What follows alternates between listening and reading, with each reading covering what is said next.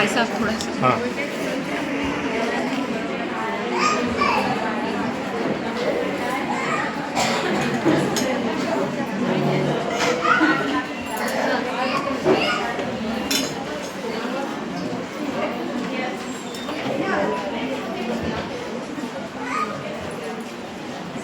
अब मैं रिक्वेस्ट करना चाहती हूँ आपसे दो बातें आशीर्वाद के लिए हमें प्रदान करें।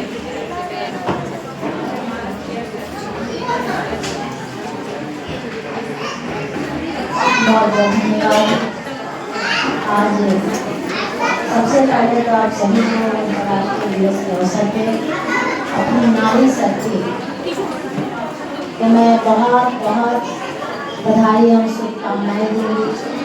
साथ में हमारे देश के भाई भी हैं, हमारी बहन भी हैं और हमारी सबसे ज़्यादा बहन को बहुत बहुत बधाई दूंगी और दीदी को भी इतना अच्छा कार्यक्रम कराने का जो उन्होंने जो सोचा कि एक मंच पे सारी नारियों को लाकर हम लोग का जो प्रेम जो सम्मान देने का जो काम किया है आपको धन्यवाद आभार करूँगी, क्योंकि नारी के सम्मान में ही नारी आज हम लोग प्रेम में काम करते हैं। ठीक बोली राधा जी कि साल में एक ही दिन क्यों नारी को हम लोग सम्मान करें।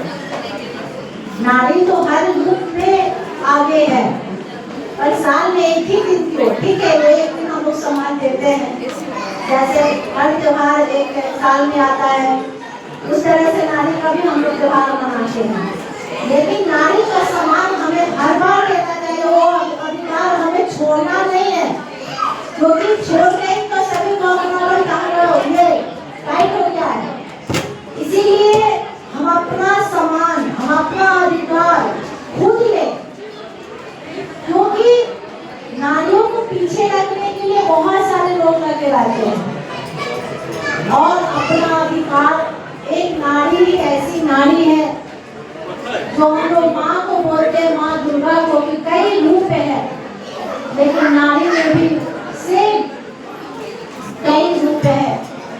आज एक बेटी जन्म लेती है तो वो बेटी कहलाती है और शादी हो जाता है तो एक बहू और एक पत्नी हो जाती है और उसके बाद फिर एक सास कहलाती है, फिर एक नारी कहलाती है। कई रिश्ता एक नारी से ही तो होता है और ये नारी नर और नारी जो आज हम लोग जो शक्ति है आज समझ सकते हैं कि इस नारी के अंदर कितना शक्ति है कि घर में 9 महीना पाल कर चाहे नर हो या नारी हो जन्म देने वाले ही हम लोग नारी हैं। और आज नारियों पे लोग उंगली उठाते हैं। वो एक जमाना था जो चला गया, जो हमारी बच्चियों को घर में ही बहुत सारे लोग जन्म से पहले मार देना सोचते थे। वो सबसे ज्यादा कहीं ना कहीं हम लोग पाप के भागीदार थे। मारने वाले से ज्यादा जो उसमें लोग सहयोग करते थे या उसमें हम सब भागीदारी बन जाते थे और या कहीं ना कहीं कोई मजबूरी बस किसी नारी को किया जाता था तो कहीं ना कहीं वो एक हम लोग पाप के भागीदारी होते थे। लेकिन अब वो जमाना नहीं रहा। आज इस छत के नीचे हर एक व्यक्ति हमें लगता है कि कोई डॉक्टर है, कोई टीचर है, कोई हर एक चीज से जुड़ा हुआ है। अभी बताइए शारदा जी की कोई भी नारी आज कोई बता दें कि कहीं कोई चीज से पीछे है, क्या पुरुष या महिला। कभी भी आप देखिए कि चाहे राजनीति के दौर में देखिए महिलाएं आगे हैं, आज IAS अफसर के रूप में देखिए महिलाएं आगे हैं, डॉक्टर के रूप में देखिए महिलाएं आगे हैं, टीचर के रूप में देखिए महिलाएं आगे हैं। तो फिर भेदभाव क्यों? हम भेदभाव छोड़कर हम इतना ही कहेंगे आज के दिन में कि अब वो जमाना गया। अब गांव-गांव में भी यहाँ तक कि हमारे करते थे, आज किसानों का हाथ बढ़ाने के लिए उनकी पत्नी खेत में उतर गई है। इतना जागरूक हो गया है आत्मनिर्भर। इसलिए किसी भी परिवार में एक व्यक्ति से कभी भी घर नहीं चल सकता। तो हम सब एकजुट होकर अपना घर परिवार चलाने के लिए पहला तो प्राथमिकता ये हो जाता है कि हम सब एक होकर और आत्मनिर्भर होकर घर चलाने के लिए परिवार अपने बच्चों को भविष्य संवारने के लिए आगे बढ़ते हैं। और दूसरा कि बच्चों को और या नारी को सिर्फ किचन तक सीमित नहीं रखना है, हमें घर से बाहर निकलना है। जो जिस स्थिति में है, जो जिस लाइन में है, जरूरी नहीं है कि सब कोई अलग अलग, हर किसी का अलग अलग दिशा है। और रह गया बात कि कोई सुख से निकलता है, कोई दुख से निकलता है, कोई शौक से निकलता है।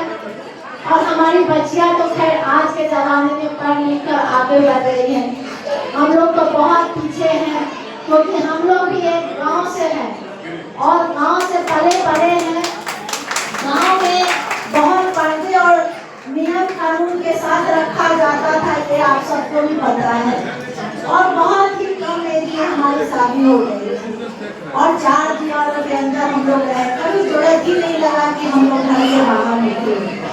लेकिन समय और हालात ऐसे लाकर खड़ा कर दिया कि हमको घर और परिवार दोनों देखना पड़ा। और उसके बाद पूरे समाज अपने छोटे छोटे मासूम बच्चों को जिस उम्र में अपने माँ और पिता के गोद में खेलना चाहिए, उस उम्र में अपने बच्चों के भविष्य संभालने के लिए उसको हॉस्टल में छोड़ दिए। क्योंकि एक ही काम कर सकते हैं, या जनता के सेवा, समाज सेवा, या अपने बच्चे के लिए।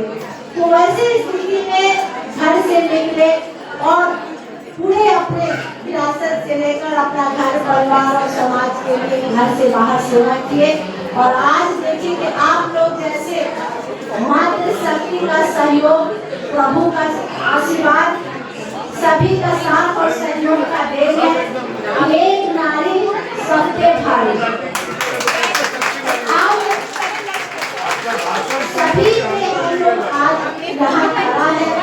एक घर के साधारण महिला, हम जरूर आप लोग की नजर में श्री के बहू है, लेकिन हम भी एक किसान की बेटी है, हम गर्व से बोलते हैं। किसान की बेटी है और हम जमीनी सफर से जुड़े हुए हैं।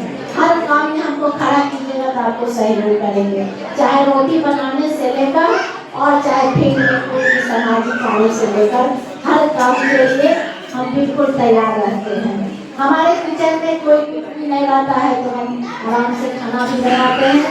हमारे भैया को कुछ नहीं रहता है तो हम खुद जाकर उसको खाना भी दिलवाते हैं, भूसा खाए कर जो होता है। तो हम लोग किसान के घर से हैं तो पूरी तरह से टाइम से कोई दिक्कत नहीं है। तो इसीलिए हर तरह से नारी को अपने आप मजबूत रहना चाहिए। तो हम लोग अपने समय से थे, अब आज के डेट में हमारे बच्चियों को आगे बढ़ाएं, शिक्षित करें, चाहे लड़का हो या लड़की हो, कोई भेदभाव नहीं। पढ़ लिख लेगा और आगे बढ़ेगा तो निश्चित तौर से समाज के साथ, अपने परिवार के साथ साथ समाज का भी नाम रोशन करेगा। ये मेरा पूरा विश्वास है, पूरा यकीन है। जिस तरह से आप लोग इतना निकलकर इस तरह से कार्य कर रही है तो मुझे लगता है कि बहुत जागरूक होगा और हमारी नारी शक्ति का हिम्मत के साथ साथ हौसला भी बढ़ेगा। और अपने बच्चों को आगे बढ़ाने के लिए हमें बिल्कुल, अगर घर में भी कोई रोकता है तो उसके लिए हमें लड़ लेना चाहिए कि हम सब कुछ से समझौता कर लेंगे, लेकिन अपने बच्चों के भविष्य के लिए हम समझौता नहीं करेंगे। हर हाल में हमको पढ़ा लिखा के आगे बढ़ाएंगे। हम यही उद्देश्य करेंगे कि अपने बच्चे और बच्चियों को भविष्य के साथ कोई खिलवाड़ न करे, आगे बढ़ाए, बल्कि समाज में भी वैसे वैसे हमारे बच्चे हैं जो हमारे पास आते हैं कि किसी के पास पढ़ने के लिए बहुत शौक है और इतना अच्छा मार्किंग सब देते हैं कि क्लास करते हैं, लेकिन कुछ पैसों के लिए बेचारे मजबूर हो जाते हैं। तो हमें लगता है कि हम सब को ऐसे जहाँ तक जानकारी होता है हम लोग करते हैं, जो हमारे जानकारी में होता है हम लोग करते हैं, लेकिन सबको वैसे बच्चों को आगे बढ़ाना चाहिए तो थोड़ा सा मदद करने से उसका भविष्य संवर जाए। तो हमें समाज के बधाई सगा देंगे। बहुत बहुत धन्यवाद, बहुत बहुत बधाई, बहुत बहुत शुभकामनाएं। एक बार फिर से नारी शक्ति को दिल से धन्यवाद आभार प्रकट करते हुए कि नारी शक्ति न कमजोर थी न है